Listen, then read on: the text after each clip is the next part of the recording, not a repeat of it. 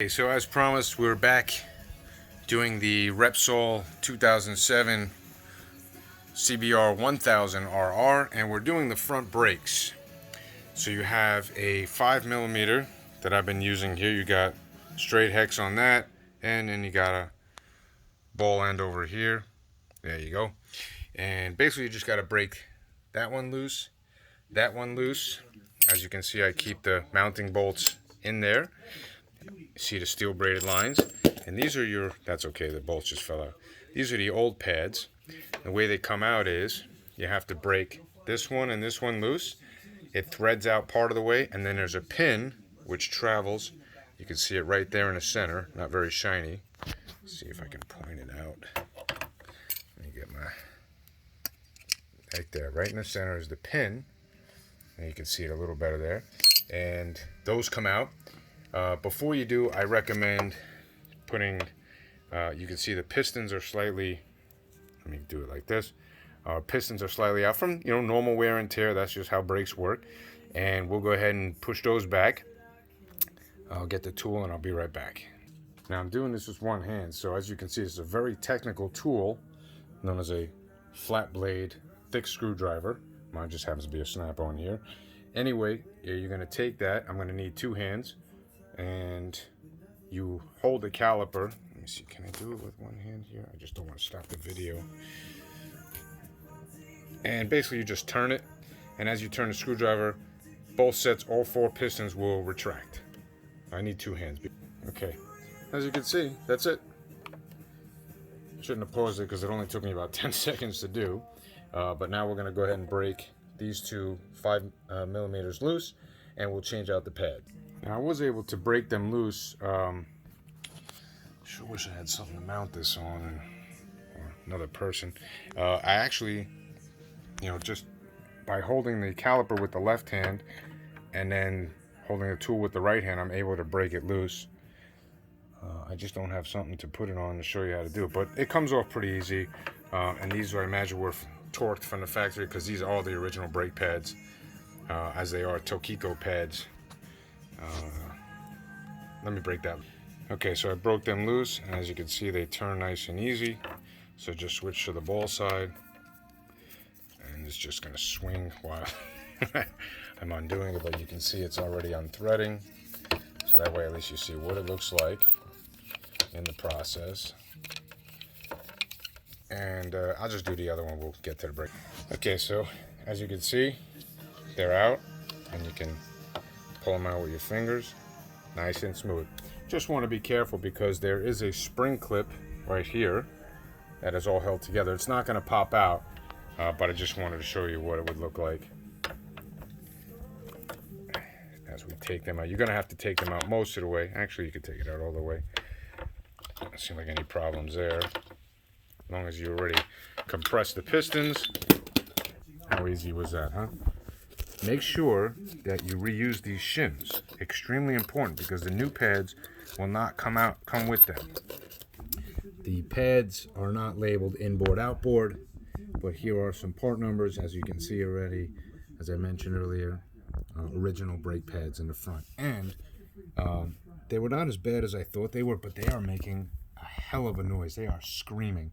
So I'm assuming whoever owned this before the new owner was doing a lot of stoppies, or whatever they call it these days, endos, and it really tore into the rotors. Not so much tore into it, but it made incredible bluing lines, which means extreme heat was put into them. So anyway, that's it right there. Let me get the new pads and we'll put it back to you. So I just wanted to also add, we're using these brakes right here. This is the rear. This was bought actually from a Honda dealership. So that's your rear brake pad. That's the part number. This is the front brake pad. So 390HH, 436HH, rear, front. If you want to screenshot those. Make sure you check the manufacturing dates. I saw some on eBay and online. They had like from 2013, 2015. I don't think there would be an issue. They're still sealed.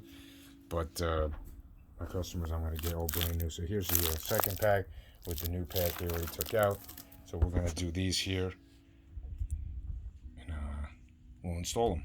I'll show you a quick trick too. So continuing on, we're going to put the factory shims back on. A lot of times, so you got these tabs right here, 3 tabs. See them on this angle? You got 2 up top and then 1 on the bottom. The idea is so that they clip in and they stay in, so that the holes it's lined up with. So you have to do a little bit of aligning.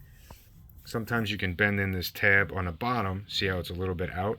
Just give it a little bend on the end just so it holds a little bit tighter. There we go. That way they won't move during installation. And the way to test them is, yep, see, not tight enough. So we're gonna bend the tabs just a little bit so we can make sure that they're nice and secure. And we're still not doing it. Well, you get it. You'll know what to do. And then we'll install it. I need both. Okay, so now we're all set here. Give it a good shake. Now there's not falling off. Very important. And I'll show you that trick in just a moment. How to hold the pads in so that they don't jump around on you. Also, this is a good opportunity for you to, with a rag and some brake clean, just spray the brake clean onto the rag and just wipe down all this dust. Get rid of all that brake dust in there that builds up. That way you minimize any kind of noises that you'll have going forward. And I'm going to put this back. So here's my little trick that I use, a 1/4 inch extension bar. It moves in and out. Nice and easy. No big deal. But it keeps the pads from collapsing while you're installing the pins that are going to go here now. Which I need my hand again. That actually went in a lot smoother than I thought. And you watch it right there. Make sure that they go through both loops of both pads. And when you hear that, then you know for sure when you're shaking it, because the extension bar is out, that everything is where it needs to be. You're just going to have to spread the pads off. They're just sliding on the pin. And since I don't have the wheels or the tires done yet, I should say, this is just going to sit like this. We're going to tighten it down, of course, and we'll be back for a wheel installation as soon as we're done. So here's the old pads. As you can see, there's very little meat, almost no pad left. Inboard, outboard. So here's the rear caliper. Again, you see the piston is out and dirty. So we're going to compress that. That's all you need right there. Just go right here, put a rag on the back side over here, and just compress the piston. Now we're going to clean it. And here are the rear pads, all set and ready to go. Let's see if we can record and do it at the same time. No, we cannot. Also an important step. Oh, am I holding this upside down? I'm holding it upside down. What am I doing? Sorry, folks. Okay. Okay, now we're straight. So yeah, you want to replace the shims again. Each one has its specific one. You want to transfer this to here, here to here. Make sure you clean it up. Make sure you clean up the pin. That's always a good idea. And then we're going to put the bracket on, which of course you want to clean that up. Gross. And we'll have it reassembled. Also a little bit of lube right there. Good idea. So that the caliper moves freely. So I just wanted to show you that this is what the complete reassembly will look like once it's remounted. But we're going to have to take this bolt back out because, as you can see, the pads are not seated inside the channel where they belong. That just comes later. So just wanted to give you an idea of what it should look like once it's reassembled. This port right here is for the axle. So this will essentially go up here like this. The axle will go through like this. And then boom, you'll basically be done. But we gotta have the wheel.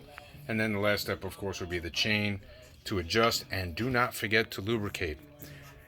One thing that I've always been told, and it's only a suggestion because it was told to me, you don't want to hit this with brake clean or any kind of cleaning solvent.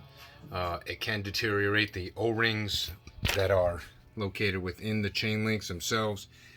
Just lubrication, that's all you need. It's okay for them to be greasy. Greasy is going to trap the dirt, but you can give it a good wipe down while the motor's not running. Thanks again so much for watching. This was the front and rear brake edition of the 2007